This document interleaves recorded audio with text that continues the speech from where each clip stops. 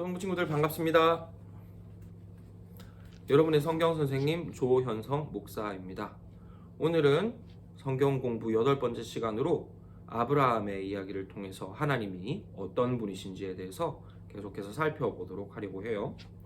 자, 우리가 지난 시간에 배웠던 내용에 대해서 간단하게 살펴보겠습니다. 하나님은 아브라함을 아무도 아는 사람이 없는 아주 낯선 땅으로 불러내셨어요. 그것도 가족들을 다 두고 오도록 하셨죠. 왜냐하면 하나님께서 아브라함에게 도움이 되신다는 사실을 가르쳐 주고 싶으셨기 때문이에요. 하나님께서는 아브라함의 모든 필요를 채워주셨고 아브라함을 모든 위험으로부터 지켜주셨죠. 이로써 하나님께서는 아브라함에게 자신이 아버지 같은 분이시라는 사실을 보여주고 싶으셨던 거예요. 그리고 아브라함은 그런 하나님을 아주 굳게 믿었다고 했습니다. 근데 우리 친구들, 여기에서 한 가지 우리가 질문을 해볼 필요가 있을 것 같아요. 그렇다면 하나님은 왜 아브라함을 마치 자녀처럼 대해주시고 그에게 사랑을 베풀어 주셨을까요? 우리는 아마 몇 가지 이유를 생각해 볼 수 있을 것 같아요. 아브라함이 하나님의 말씀을 잘 들었기 때문, 아니면 아브라함이 하나님을 굳게 믿었기 때문, 이런 이유들을 생각해 볼 수가 있겠죠. 그리고 물론 우리가 지난 시간에 살펴본 대로 아브라함은 하나님께 순종했어요. 그리고 하나님을 굳게 믿었다고 했죠. 하지만 성경 말씀 전체를 살펴보면 사실 아브라함이 하나님을 굳게 항상 믿었던 건 아니에요. 오히려 아브라함은 하나님을 잘 믿지 못하고 하나님께서 원하시는 순종을 드리지 못했던 때가 더 많은 것 같아요. 한번 아브라함의 이야기를 간단하게 살펴보도록 하겠어요. 하나님께서는 아브라함에게 자신이 도움이 되신다는 사실을 가르쳐주기 위해서 아브라함을 낯선 땅으로 불러내셨다고 했죠. 그리고 그때 조건이 있었습니다. 무슨 조건이었냐면 모든 가족들을 다 남겨두고 너만, 그리고 너의 아내 사라만 나와 함께 이 낯선 땅으로 가자는 조건이었죠. 근데 아브라함이 거기에 가족 한 명을 데리고 왔습니다. 그 사람의 이름이 뭐냐면 바로 아브라함의 조카 롯이었습니다. 그렇다면 아브라함은 왜 조카인 롯을 데리고 여행길을 떠나게 되었을까요? 그 이유는 아브라함이 조카 롯을 자기 아들처럼 생각했기 때문이에요. 아브라함은 조카 롯을 나중에 자신이 늙었을 때 자신을 돌보아줄 마치 자기 아들과 같은 자신의 미래를 책임져 줄 사람으로 생각했던 거죠. 그래서 하나님께서는 모든 가족을 두고 오라고 하셨는데 아브라함은 조카 롯을 데리고 왔어요. 그리고 이어지는 말씀들을 보면 아브라함은 계속해서 조카 롯이 나를 도와줄 거야 라는 생각들을 버리지 않고 있음을 알 수 있어요. 뿐만 아니라 하나님은 이 가나안 땅에서 아브라함에게 복을 주시겠다라고 약속하셨어요. 그리고 아브라함에게 이 가나안 땅에 머물러라 라고 하셨는데요. 그런데 그 땅에 가뭄이 들었어요. 비가 내리지 않고 먹을 것들이 잘 자라지 않게 되었다는 거죠. 그래서 아브라함은 고민을 하기 시작했어요. 만약에 하나님의 말씀을 순종하는 사람, 그리고 하나님을 굳게 믿는 사람이라면 이때 어떻게 했을까요? 하나님께 기도하고 하나님의 도우심을 구했겠죠. 그런데 아브라함은 그러지 않았어요. 고민 끝에 아브라함은 애굽으로, 이집트로 내려갔어요. 그 당시에 이집트는 아주 크고 잘 사는 나라였거든요. 아브라함은 먹고 살 문제를 해결하기 위해서 하나님께 도움을 구하는 것이 아니라 잘 사는 나라 이집트로 도망을 갔던 거죠. 그리고 그 이집트에 내려가서 아브라함이 잘 먹고 잘 살았는가 하면 그렇지도 않아요. 거기에 내려가서 자신의 아내인 사라가 너무 예쁜 것 때문에 또 걱정을 그칠 수가 없었어요. 이집트 사람들이 우리 아내가 너무 예쁜 걸 보면 나를 질투할 텐데, 그래서 나를 죽이고 우리 아내를 빼앗아가면 어떻게 하지? 걱정하기 시작했어요. 그러면은 아브라함이 하나님을 믿었다면 어떻게 했어야 됐을까요? 그때도 또 기도했어야 됐겠죠. 하나님, 제가 하나님께서 있으라고 하신 땅에 있지 않고 가나안 땅에서 벗어나 애굽에 와서 어려운 일이 생겼습니다. 하나님 도와주세요. 하나님 제가 다시 가나안 땅으로 돌아가겠습니다. 이렇게 했어야 되겠죠. 그런데 아브라함은 또 그러지 않아요. 자신의 생각과 꾀로 하나님의 도와주시는 방법이 아닌 자신의 방법으로 살아가려고 하죠. 바로 자신의 아내인 사라를 애굽 사람들에게 자기 여동생이라고 거짓말해서 팔아넘기려고 합니다. 결국 이 애굽의 왕이었던 바로가 이 사라의 아름다움을 보고 사라를 아내로 데려갑니다. 아브라함은 그 아내를 애굽 왕에게 큰 돈을 받고 팔아버리죠. 아브라함은 이처럼 하나님의 도와주심, 하나님의 아버지 되심을 그렇게 믿지 않는 사람이었어요.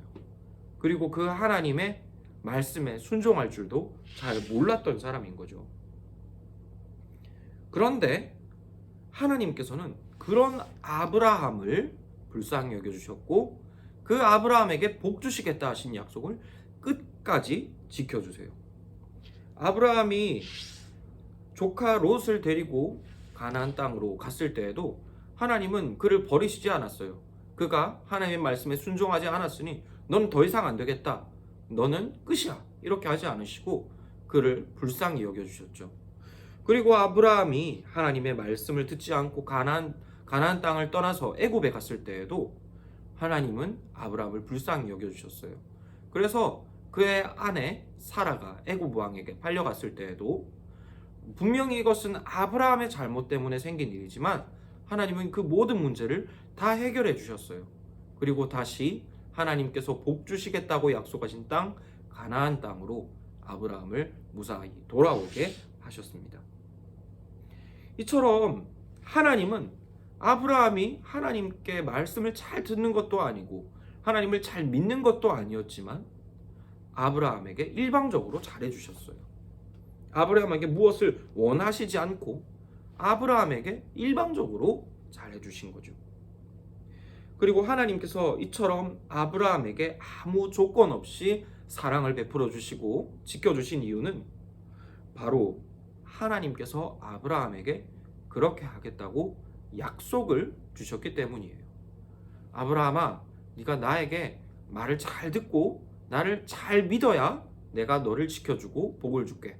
이렇게 말씀하신 것이 아니라 아브라함아, 내가 너에게 하나님이 되어줄게. 아브라함아, 내가 너에게 아버지 같은 하나님이 되어줄게 라고 약속하셨기 때문에 그 약속을 지키시기 위해서 하나님은 아브라함을 끝까지 사랑하시고 불쌍히 여겨주셨던 거죠. 그리고 이처럼 성경은 하나님께서 그 택하신 백성들에게 일방적으로 잘해주시는 것, 일방적으로 사랑해주시는 것, 이 약속을 가리켜서 언약이라고 말합니다. 이처럼 하나님은 언약을 자기 백성에게 주시는 분이세요. 약속을 주셨다는 거죠. 그리고 그 약속을 지키기 위해서 하나님은 끝까지 자기 백성을 사랑하시고 지켜주시는 분입니다.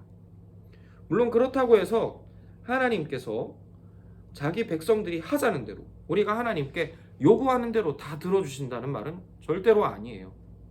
하지만 하나님은 우리가 하나님의 말을 잘 듣든 잘 듣지 않든 하나님의 은혜 안에서 떠나지 않도록 지켜 보호해 주세요. 때로는 우리에게 어려움을 주셔서 하나님을 더 사랑할 수 있도록 도와주시기도 하는 거죠. 이처럼 하나님은 하나님의 약속을 반드시 지키세요. 우리에게 주신 언약, 우리에게 아버지 같은 분이 되어주시겠다는 그 언약을 끝까지 지키시는 분이세요. 그리고 성경은 이렇게 하나님이 언약을 꼭 지키신다, 이 말을 신실하다라는 말로 표현을 합니다. 신실하다.